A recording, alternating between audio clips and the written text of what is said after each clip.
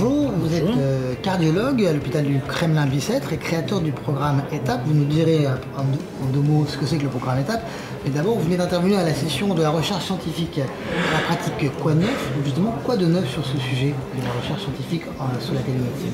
Eh bien, en fait, ce qui est intéressant dans la télémédecine, c'est que très longtemps, on est resté sur un concept télémédecine, finalement, comme un médicament, et qu'il faudrait faire des études randomisées, où on va tirer au sort les patients.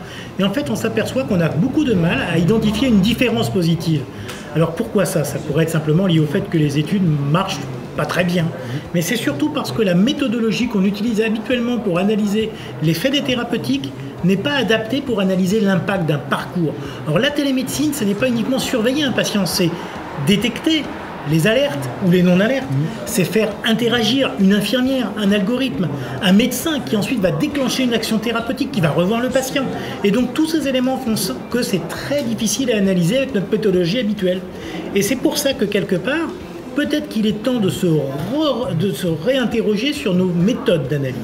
Et simplement de se dire que peut-être ce qu'il faut, c'est faire ce qu'on appelle de l'analyse en cluster, c'est du suivi de parcours, et en particulier s'ouvrir à d'autres spécialités, s'ouvrir également à d'autres champs des possibles, les études en sociologie, en anthropologie, etc., qui nous permettront d'analyser véritablement un cheminement de patients, parce que la télémédecine, on le sait dans notre pratique, ça marche.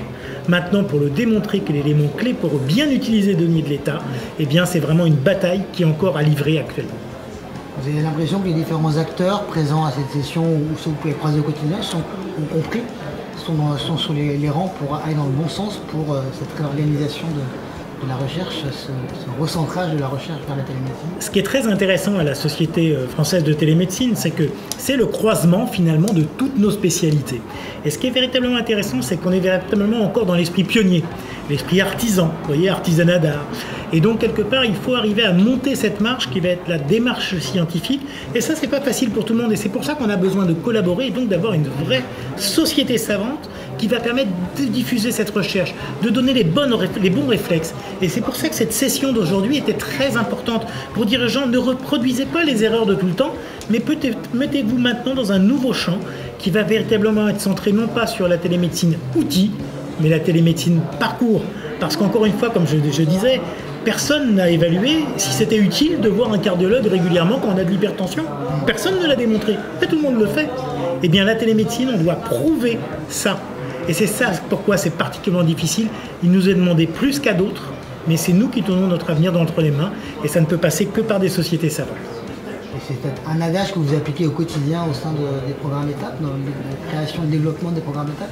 En deux mots, vraiment très de manière très courte, qu'est-ce que c'est? Ce qui est intéressant, c'est que la France, où on dit toujours on est en retard, pour une fois on a été très en avance. On est le premier pays à avoir fait une expérimentation nationale, téléconsultation, téléexpertise, télésuivi.